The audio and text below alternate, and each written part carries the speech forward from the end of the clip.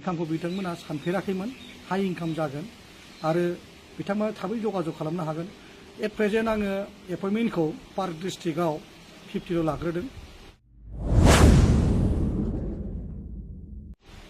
बङाइगाव डिस्ट्रिक्टआव 50 आरो क'क्राझार डिस्ट्रिक्टआव 50 बेनि थ्रुयैनो आं खामानिखौ स्टार्ट खालामग्रोगोन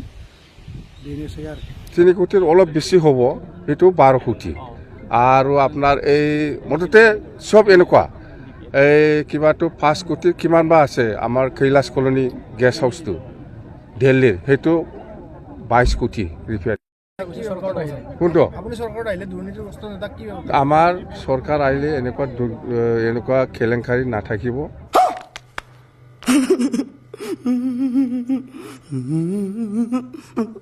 বিরাট ভালকে আমি সরকার চলাম আগর নিচিনা বাস এতিয়াতো দুর্নীতি করার কোনো কিবাই নাই মানে হিসাবে নাই ট্রাইব্যুনাল কনফারেন্সত আমি ডিসিশন লৈছিল যে কোকরাঝার কারিগাঁও রাস্তাটো ফৰলেন আমি বনাম সরকার আহিলে আমি ফৰলেন বনাম বুলি কৈছে এই যে সরকার আহি আছে तेरा बाप यहाँ छोड़कर गया था कि तेरी माँ किन्तु दा नुनो मोनबाय रावबो मोनाखिसै सेल्फ हेल्प ग्रुपनि 75 थाखाखौबो मोनाखिसै आरो रावबो बेबायदि अरुणोदयनि आसनिखौबो मोनाखिसै खारन अरुणोदया मोनसे क्राइटेरिया दङ मोनसे नेमखान्थि दङ बे नेमखान्थिजों थाङाबा अरुणोदयखौ मोना रायजोफोर खुलुमबाय पिटांकि ब्लग इउट्युब चेनेलनिफ्राय आरोबाव गोजोननाय बावहरनाय जाबाय रायजोफोर दिनैहाय आङो गिबियावनो नैबे बिथांनि सोमोन्दै एसे फंनैसो बाथ्रा बुंनो सानदों माखासे सुबुंफ्रा बे बिथांनि भिडिअखौ नायनानै आरो बिथांनि जे खामानि बेखौ लानानै गाज्रि गाज्रि कमेन्ट होनायखौहाय आङो नुनो मोनदों नाथाय मानो बेफोरबायदि गाज्रि गाज्रि कमेन्ट होयो जेन'बा बे बिथाङा मा गाज्रि खामानि लाबोदों जोबोद मोजांनिसो बाथ्रा जोंनि बर' लाइमोनफोर ओरैनो बेखार थानाय मानसिफोरनि थाखाय बिथाङा मोनसे अनलाइननि जब लानानै फैदों जब माने प्राइभेट जब ना जोंनि बर'फ्रा जब होननानै बुङोब्ला गभर्नमेन्टनि साख्रिखौल'सो जब होननानै सानो नाथाय प्राइभेटनिफ्राय लानानै हासिब सिबनायनिफ्राय लानानै गासैखौबो जबखौनो बाहायखायो दा बिथाङा जोबोद मोजां सुबिदाबो होदों लोगोसे गारि गैजायिफोरनोहाय गारि होनो हानायनिबो सुबिदा खालामनानै होदों बख'नानैहाय गावबा गाव सुख'लांनायनिबो सुबिदा खालामनानै होदों मोजांनिसो बाथ्रा बेफोरबायदि खामानिया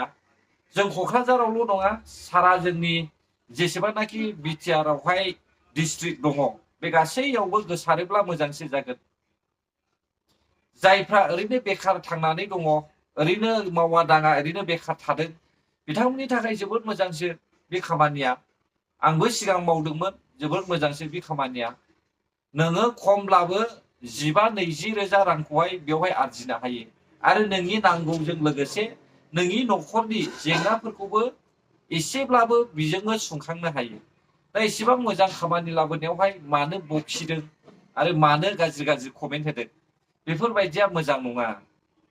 बेनिखायनो आं सानदों साननै हयै सिगांनो मोजाङै स्टाडि खालामग्रो बे खामानिया मा खामानि बियो दिनै गाबोन जोङो अनलाइनजोंनो बांसिन बुस्थु बायनायफोरखौहाय जोङो नुनो मोनदों नंगौना नङा दा बेफोरनि गेजेरावनो एमाजन फ्लिपकार्ट ब्लुडार्ट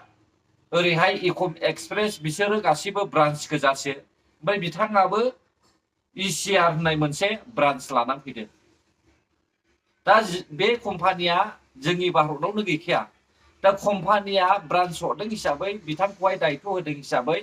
बिथाङा गावनि हारिनिनो मानसिफोरखौ लाफानानैहाय बे खामानिखौ मावनो नागिरदों दा बेयावहाय डेलिभारि बयल' नङा उनावहाय बेयावहाय आरोबाव माखासे आइजोफोरखौबो खामानि मावनो थाखाय सुबिदा होनो हायो थफ्ला जुनायनिफ्राय लानानै हिसाब खिथाब गासैखौबो लाफानानैहाय बे खामानियावहाय सोसननो हायो 50 जनल' नङा 100निबो बांसिन बेफोरबायदि बेयावहाय आरामसे मानसि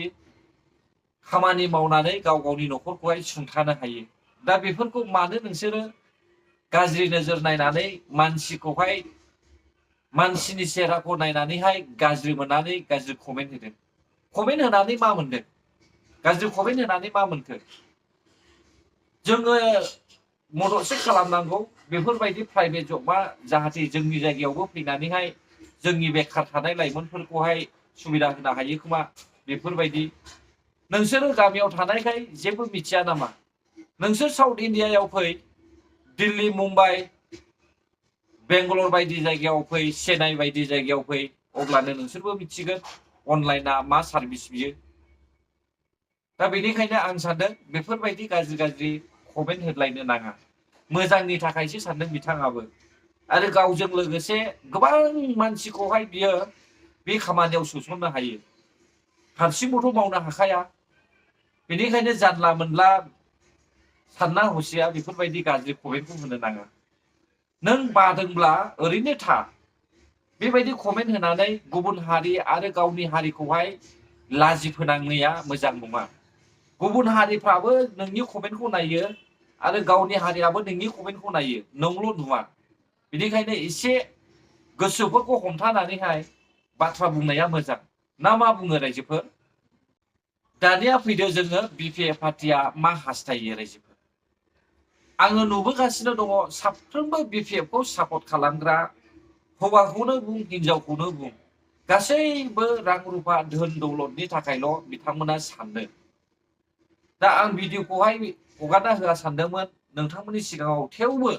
फोरमान होनो थाखाय बे भिडिअखौहाय आं हगारना होनाय जासिगोन नोंथांमोना एसे खोनासंब्लानो जाबाय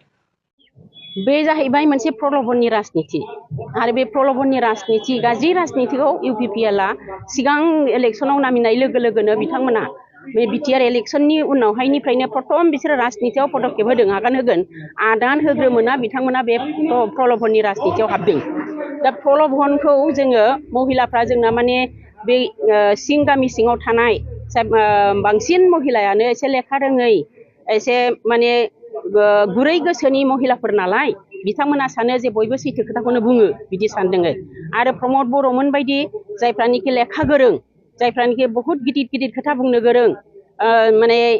गोबां खामानिफोरबो मावबोनाय नुदों एबसुनि समाव बिथांमोना जुदि खोथा बुङोब्ला सोर मानिया जानो ओंखायनो महिलाफ्रा सानदोंमोन जे बिथांमोननि बुंनाय खोथाफ्रा निस्सय सैथो जागोन खोमा ओंखायनो जिहेतु बिथांमोना सेल्फ हेल्प ग्रुपनि थाखाय 75,000 करि बिसोर खोथा बुंदोंमोन मोनसे सेल्फ हेल्प ग्रुपआव 75,000 होगोन होननानै बेनि आसायाव जोंनि महिलाफ्रा मोनमारगोन खोमा साननानै गिर्जाब बिथांमोननि जानानै खामानि मावहैदोंमोन बेवहाय जोंहा खहा जादों जोंनि महिलाफ्रा दा हमनो हाबाय बुजिबाय मोनथिबाय जे रावबो 75,000 थाखाखौ मोनाखिसै 75,000 थाखाखौथ' मोनखायाखिसैनो आरो मोनसे बे जाहैबाय सेन्ट्रेल गभर्नमेन्टनि आसनि बे अरुणोदय आसनिया बेखौ स्टेटफ्रा होयो दा स्टेट गभर्नमेन्टनिफ्राय बियो बिजेपिनि मोनसे आसनि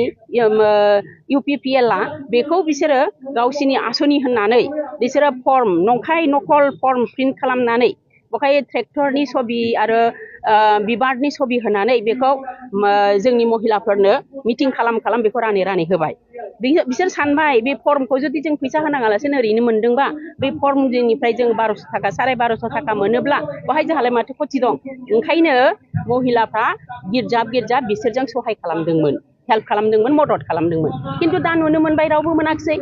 सेल्फ हेल्प ग्रुपनि 75 थाखाखौबो मोनाखिसै आरो रावबो बेबायदि अरुणोदयनि आसनिखौबो मोनाखिसै खारन अरुणोदया मोनसे क्राइटेरिया दङ मोनसे नेमखान्थि दङ बे नेमखान्थिजों थाङाबा अरुणोदयखौ मोना दा जोंना महिलाफ्रा रावबो मोनाखिसै नालाय आंगायनानै दा बिसोरो जों जे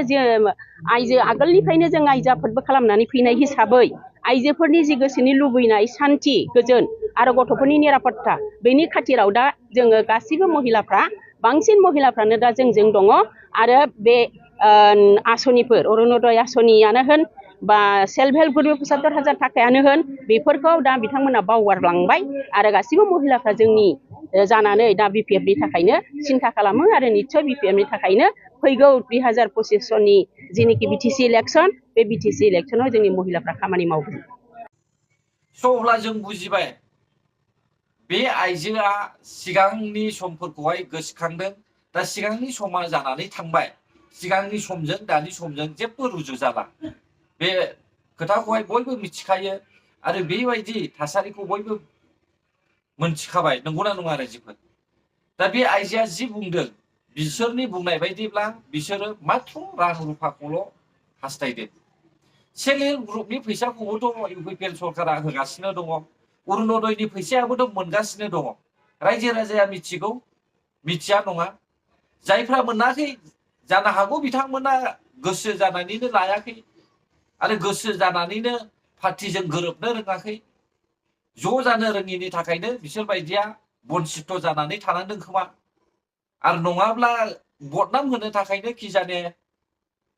बैसोर बायदि मोनग्रा मानसिफोरजोंहाय लोगो जाफानो हायाखै खोमा ना मा बुङो रायजोफोर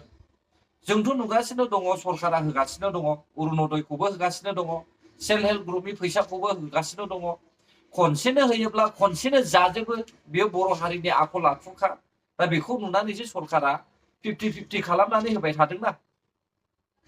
बेयो माबा गोरोन्थि जादों नामा खनसेनो हरोब्ला खनसेनो फोजोबखायो बेखौहाय सरकारा मिथिखागौ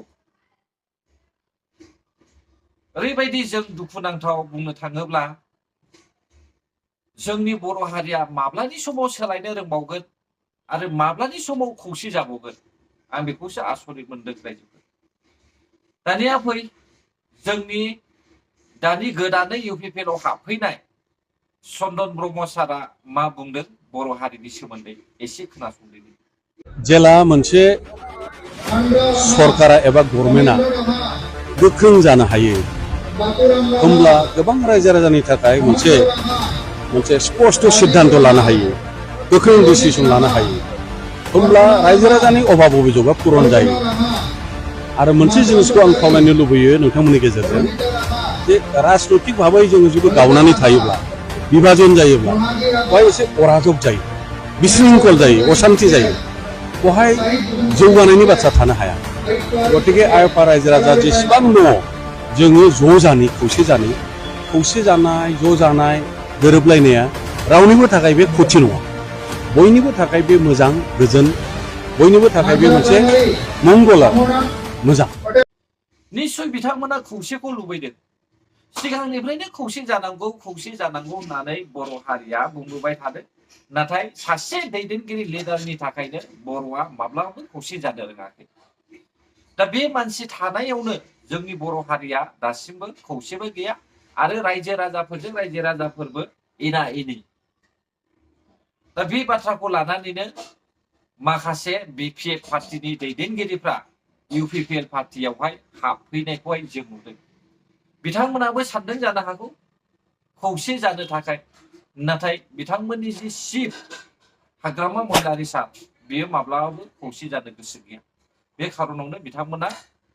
BPF पार्टिनिफ्राय ओंखारदों दिनै गोबां सोंखारिनाय नुदों जोङो हाग्रामा महिलारि सार आरो फेरेंगा बसुमतारी सार बिसोर सानैनि गेजेरावहाय आसुगुर गावगासेबो गोरोबलायनाय जोङो नुनो मोनाखै आरो फेरेंगा बसुमतारी सारनि साननाय हाग्रामा महिलारि सारनि साननाय गोबां आकाश पाताल आरो जेबो रुजुजाया रन्जित बसुमतारी सारा जाहैबाय सासे फोरोंगिरि कलेजनि फोरोंगिरि हाग्रामा महिलारि सारा जाहैबाय सासे